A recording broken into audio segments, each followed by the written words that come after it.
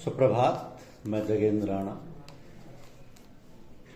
आज की हमारी आध्यात्मिक चर्चा का विषय है जीवन यात्रा। जीवन यात्रा। जब हम कहीं जाते हैं तो ये पहले से तय रहता है कि हमें अमुक स्थान पर जाना है, किधर से जाना है, क्या क्या सामान ले जाना है, कौन कौन साथ जाएगा, ये हम पहले से तय कर लेते हैं।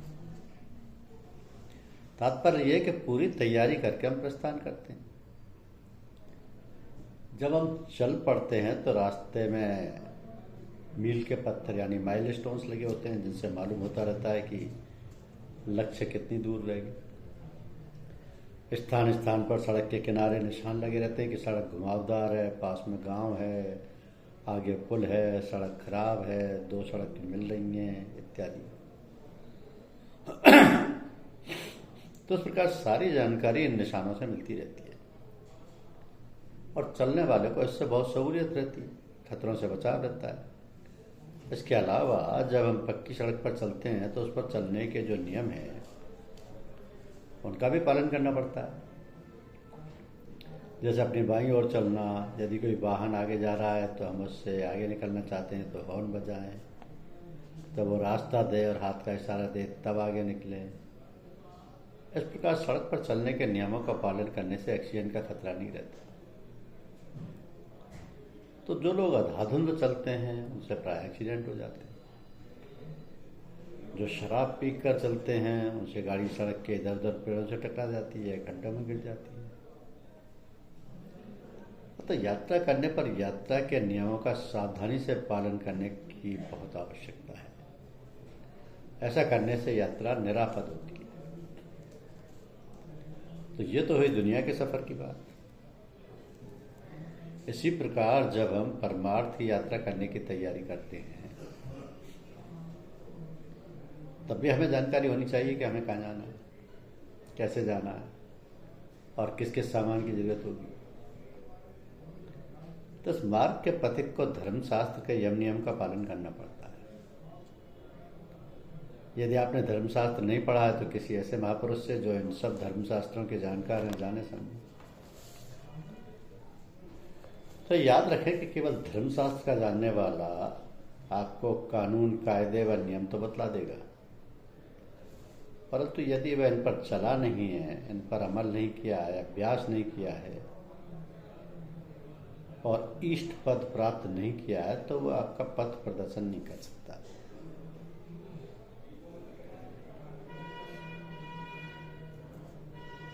वह तो केवल आपको बतला देगा कि ऐसा करो वैसा करो इत्यादि, किंतु जो मंजिल तय कर चुका है, जिसने मार्ग देख लिया है, आ जा चुका है और मार्ग के सारे खतरों निशानों से वाकिफ है,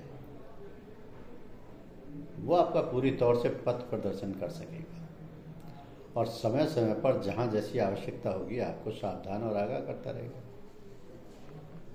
तो बहुत तेरे तो ऐसे महापुरुष शक्तिशाली और सामर्थ्यवान हैं जो आपके अंग संग रहकर आपको पूरी सावधानी से ले जाएंगे। आप बेखट के आंख बीचर उनका दामन पकड़ कर चल दी जाएगी।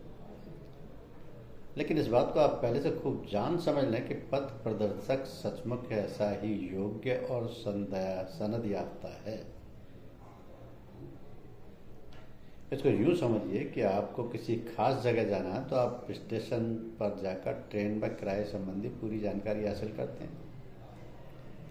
जब पूरी जानकारी ले ली तो आपने टिकट लिया और गाड़ी में जाकर बैठ गए।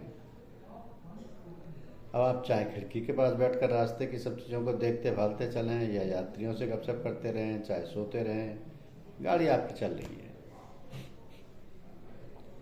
और जब आपकी मंजिल मकसूद आ गई आप उतर जाइए। यदि आप सो गए तो कंडक्टर आपको जगा देगा। आप जागते रहें तो हर स्टेशन पर जहाँ गाड़ी रुकेगी आप उतर कर पानी पिएं, नाश्ता करें, पान खाएं और जो ही सीटी बजे अपने स्थान पर आ जाएं। किसी भी प्रकार का खतरा नहीं इस सफर में, बस आप सावधान रहें। तो इसी प्रकार जब आपने रहबर, पथ प्रदर्शक या गुरु की तलाश कर ली है और आपने उसका दामन थाम लिया है तब तो फिर उसकी ड्यूटी हो जाती है कि वह आपको आपकी मंजिल तक पहुंचा दे। जब रहबर साथ है और आप रास्ते से वाकिफ या जानकार नहीं हैं तो आप पूछ सकते हैं, समझ सकते हैं कि वह कौन सा मुकाम है और हमारी मंजिल अभी कितनी दूर है। वो आपको आगाह करता जाएगा, अब बतलाता जाएगा। किंतु ये सब ट्रेन के ही सफ़र में हो सकेगा। जब आप हवाई जहाज़ से सफ़र करेंगे तो बहुत कम वाकफियत हो पाएगी, क्योंकि वो बहुत तेज़ चलता है। जब आपका स्टेशन आएगा और जहाज़ रुकेगा तभी आपको ज्ञात होगा कि फलां जगह और यहाँ इतनी देर रुकना है। आप उतने समय में जो भी देखना चाहें देख लें। यदि आप समय के अंदर नहीं लौट पाए तो सीटी बजेगी। थोड़ी देर भले ही आपके लिए रुके, परंतु यदि आप गाफिल हो ही रहे तो हवाई जहाज चल देगा और आप छूट जाएंगे। तो इस प्रकार आप अपना मार्ग निरापद तो तय कर लेंगे, पर यदि आज्ञा पालन ना किया तो आप लटक जाएंगे और ना जाने कब आपकी बारी आए। मगर गुरु लोग दयालु कृपालु होते हैं। बहुत कम ऐसा होता है कि वो छोड़ जाए और आप वहीं के वहीं रहे। तो जरूरत इस बात की है कि आप सावधान रहें, जागरूक रहें और अपना लक्ष्य ना भूल जाएं। इसलिए आगाह किया जाता है कि आप थोड़ी थोड़ी देर बाद ये बात याद करते रहें कि हे ईश्वर, मेरा लक्ष्य तू है और तेरी इच्छा अनुसार चलना।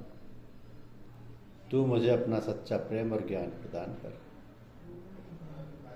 तो प्रेम में कशिश है, खिंचावट है, आकर्षण है, और ज्ञान में तमीज है, जानकारी है और विवेक है। अतः आकर्षण में मार्ग की ओर उन्मुख रहता है और ज्ञान से बेहोश बाहोश यानी होश में आगा, सावधान और सचेत रहता है।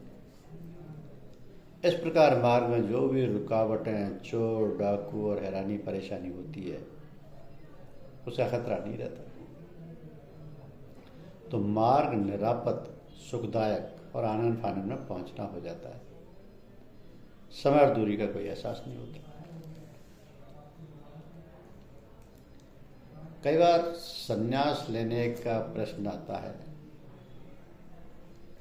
और साधक लोग सोचते हैं कि वो संन्यास क्यों न ले लें। वे अपने जीवन को उच्चतर आदर्शों के प्रति समर्पित करना चाहते हैं, परंतु सांसारिक जीवन व्यतीत करते हुए उन्हें ऐसा करना असंभव सा लगता है।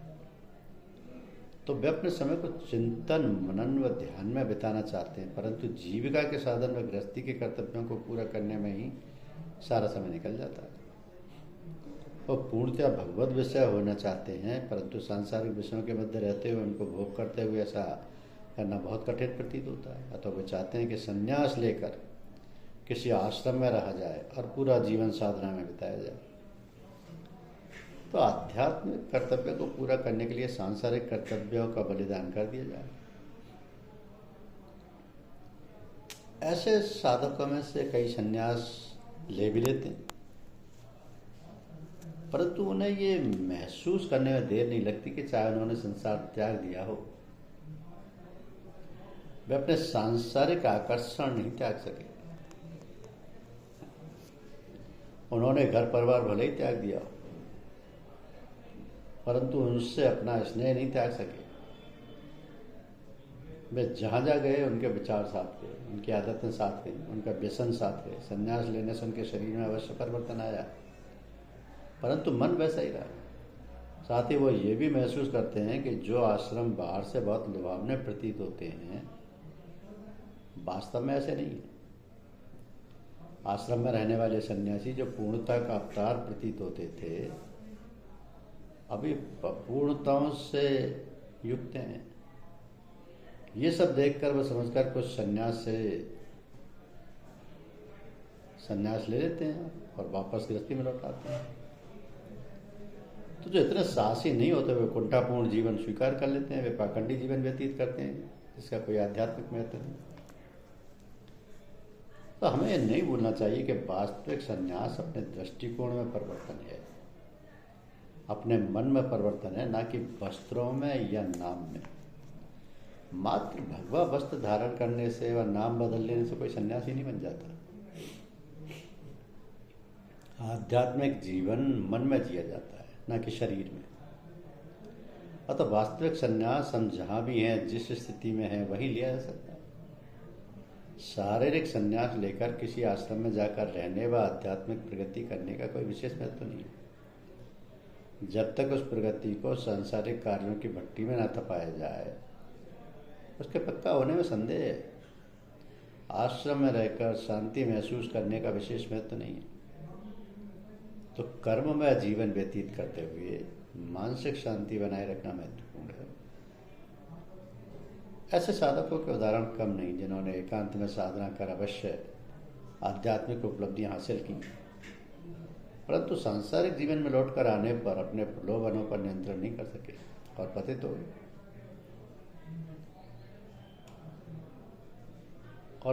गए। तो संसार में रहते हुए संसार से ऊपर उठना, सभी व्यक्तियों में समदृष्टि रखना, प्रलोभनों के उपस्थित होते हुए उनके प्रति आकर्षण ना महसूस करना, भोग भोगते हुए योग मार्ग पर अग्रसर होना ही आध्यात्मिक प्रगति है। ये प्रगति भले ही धीमी हो, परंतु ठोस प्रगति है। ये सुदृढ़ नींव पर आधारित है और प्रबल से प्रबल झंझावतों का सामना करने में समर्थ है। तो सांसारिक जीवन का आध्यात्मिक जीवन से वैर नहीं है। कर्म में जीवन का योग में जीवन से विरोध नहीं है। वे एक दूसरे के सहायक बन जाते हैं यदि उन्हें सही दृष्टिकोण रखकर किया जाए। हमारे कार्य ऐसे हों कि हमारा आध्यात्मिक जीवन सुंदर बने और हमारा अध्यात्म ऐसा हो कि कार्य सुंदर रीति से संपादित हो। तो ऐसे कार्य कैसे किए जाएं? जब तक हम कार्यों का अहमपूर्ण या स्वार्थपूर्ण उद्देश्यों से प्रेरित होकर करते हैं, वे आध्यात्म में सहायक नहीं होते। जब तक हम अपनी नौकरी या व्यवसाय को मात्र जीविका कमाने का साधन समझते हैं, जब तक हम गृहस्थी के कार्यों को अपना कर्तव्य समझकर करते हैं, हम उन्हें सही ढंग से नहीं करते। हम कार्यों को ईश्वर का समझकर ईश्वर के लिए हमें करना चाहिए।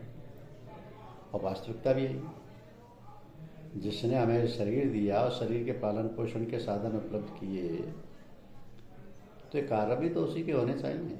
हमें केवल यही बात ध्यान में रखकर सब कार्य करने, तब हमारे सभी कार्य ईश्वर की सेवा में होंगे और उनके परिणाम भी उसी को समर्पित होंगे।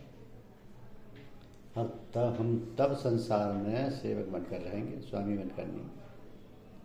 तो हमारा जीवन तब अपना ना होकर परमात्मा का हो जाएगा और उसका आध्यात्मिकरण होने के बजाय ईश्वरीकरण हो जाएगा। तो ये सब कहने का तात्पर्य यह है कि संन्यास लेना ही नहीं चाहिए। संन्यास का लेना केवल उस समय उचित है जब साधक के मन में सांसारिक आकर्षण समाप्त प्राय हो और वो अपने अंदर एक गहरी अंतर प्रेरणा महसूस करे जो उसे इस निर्णय के लिए बाध्य करे। केवल सांसारिक कर्तव्यों से पलायन करने की इच्छा से प्रेरित होकर संन्यास लेना उचित नहीं, परंतु जब तक हम गृहस्थी में हैं, संन्यास के सिद्धांतों का पालन तो कर ही सकते हैं। हम दिन में 2 बार यानी सुबह और शाम कम से कम आधे घंटे के लिए संन्यास लें और समय हम अपनी सब सांसारिक चिंताएं भूलकर अंतर्मुखी और ईश्वर उपासना में लगें। इसके साथ ही प्रतिमास या प्रतिवर्ष हम कुछ न कुछ दिनों या कुछ सप्ताह के लिए संन्यास लें। उन दिनों में हम एकांत साधना करें। यदि हमें सद्गुरु का संग प्राप्त हो तो इन दिनों उनके साथ रहें। तो अपने अल्पकालीन संन्यास के दौरान प्राप्त हुई आध्यात्मिक उपलब्धियों को हम सांसारिक जीवन की कसौटी पर कसें। गृहस्थ व संन्यास का उचित सम्मिश्रण ही हमारी आज की आवश्यकता है और यह दीर्घकालीन संन्यास से बेहतर है। धन्यवाद।